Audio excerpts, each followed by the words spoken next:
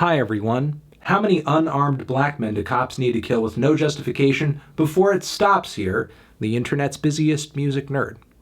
And it is time for a review of the new KSI record, Dissimulation. This is a new full-length album from English YouTuber, streamer, content creator extraordinaire, KSI. Now, I know what some of you are thinking before I start this review. Who cares? This guy's just some YouTuber, right?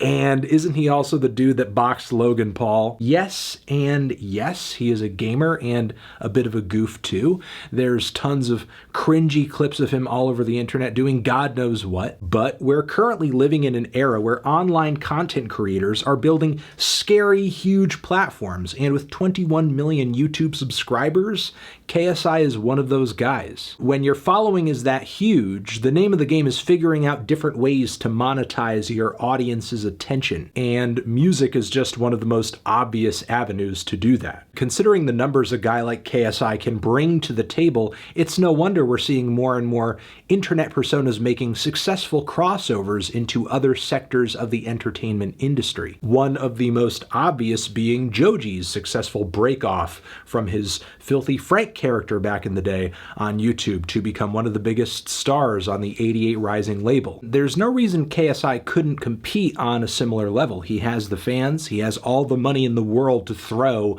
at a studio project decked out with features from Rick Ross and Lil Baby and Trippie Redd and Offset. The sound of this project is pretty high grade too. Without a doubt, quite a bit of effort went into engineering this thing. Aesthetically, the production, the vocals run pretty much like what you might catch on your average trap record that would land on the front of Apple Music or in a popular Spotify playlist. The triplet hi-hats, the heavy and clean sub-bass, the splashy reverb, a touch of auto-tune as well. There are some tracks here that have a bit of a Travis Scott vibe, especially on the song Cap, where I would say that KSI is blatantly ripping off Travis Scott as well as really abusing the auto-tune on this one. But comparing KSI to some of his YouTube contemporaries who have also tried to step into music, his rapping and vocal delivery is a lot more convincing than a Jake Paul or like a Rice Gum, who have both dropped tracks that have done massive numbers on the platform, but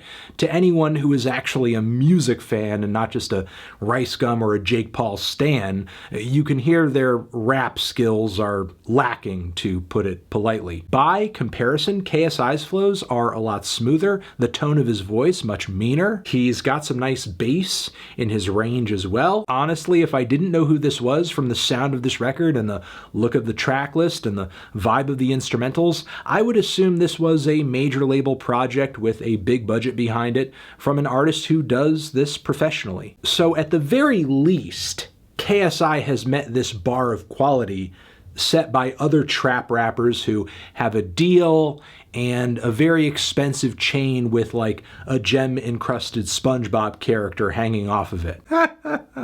So you have KSI operating in this lane, but is he doing anything within it that makes him stick out? In fairness to KSI, I will say it does sound like he put some effort into his verses, and he's certainly not mumbling his way through them. Sounds like he cares about whether or not his choruses are hitting as well. It's not like he's just hopping on a track and casually riffing for 2 or 3 minutes and then it's just over without much of a hook in sight. If he didn't care about the catchiness of his songs, I don't think he would go through the trouble of forcing out a song titled Cap, hoping it would catch on because cap and no cap are such popular slang terms right now. That's cap!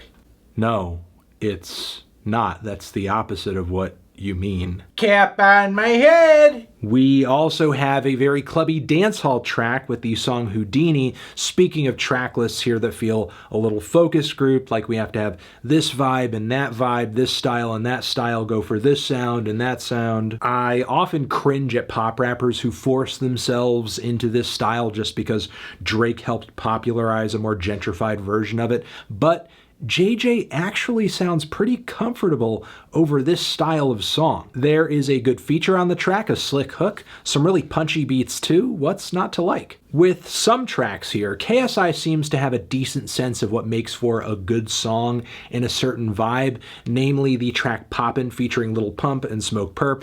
Now, a feature from these two is a bit dated at this point, but it is a pretty grimy banger with eerie production, nowhere near as raw as the early SoundCloud stuff that put these guys on the map, but a similar energy there that KSI effectively plays off of with his performance on the track pretty well. Deeper into this short project, though, he fails to make a case for his own originality. The track Bad Lil Vibe is another moment that sounds like a blatant Travis Scott ripoff, but not even Travis Scott. This track could have literally been on the new Don Toliver record, but if it was, it would have been better because Don would have sung his fucking ass off on this track. Whereas KSI's singing, as opposed to his rapping, is not quite as good. All the vocal processing in the world can't distract from how tone deaf he is sometimes. His pen game too, which by the way on the highlights here is not mind-blowing, but even that begins to falter as the album progresses. Like on the track Wake Up Call, where his rhymes and wordplay are just really awkward and off, much more than they are on any other track here.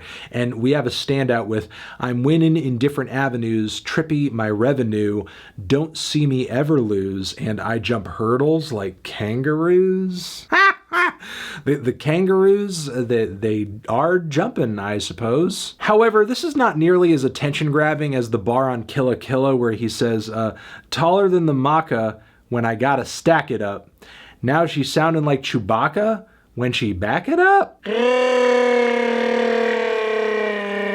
I can't imagine what that would sound like. We then have the last leg of the record, which in my opinion is a mixed bag. Domain is one of the grander and more aggressive cuts on the project, with KSI being pretty braggadocious about his roots in the internet, his success, and he certainly has accomplishments worth bringing up, and his vocal delivery is so expressive on this one. He brings a lot of conviction to the table. But I guess we'll see if this success translates into the wider world of hip-hop. It's one thing for him to pull these big features on this project, but it will be game time the day a large artist decides, you know what, my record cannot do without a KSI feature. And speaking of big names, we have Rick Ross and Lil Baby on the track Down Like That.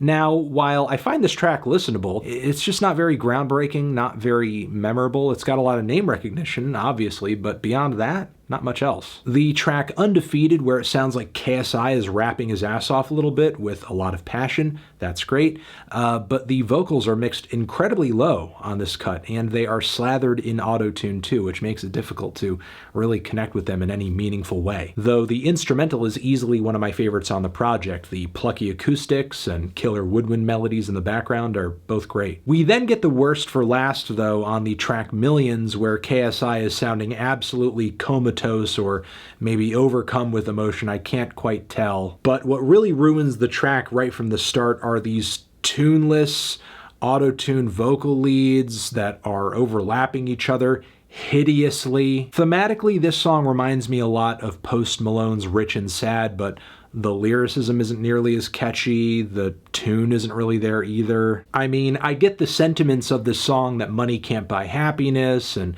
that's no replacement for this missed or broken personal relationship or connection that you had going on, but without some songwriting ability to translate the pain of that, you're not communicating much. Which leaves me worried post this record about KSI's future in music, because translating such a sentiment in a song is a pretty necessary skill for having a long-term music career. You can drop all the bangers you want in the world, but that's what everybody is doing. If you don't give your audience the opportunity to connect with you on a deeper level, they're just going to move on to something else. But KSI's empire on the internet is a multimedia empire, so who knows if he really needs his music to hit like that in order for it to be a successful venture. I mean, I guess there were some tracks from this thing that I liked and I thought were cool, but at the end of the day, I'm left wondering, is this a passion project, a vanity project, or is it an attempt at something greater in the music world. If it is that, I think that there is still a lot of work to be done. And while I'm sure that KSI's fan base will drive this project into some major numbers, I'm not hearing right now what makes him unique and essential as a musician. But more time and effort, I'm sure, could help hammer that out. Feeling a strong 4 to a light 5 on this one. Transition, have you given this album a listen? Did you love it? Did you hate it? What would you rate it? You're the best, you're the best. What should I review next? Hit the like if you like. Please subscribe and please don't cry. Hit the bell as well. Over here next to my head is another video that you can check out. Hit that up or the link to subscribe to the channel. Anthony Fantano, KSI, forever.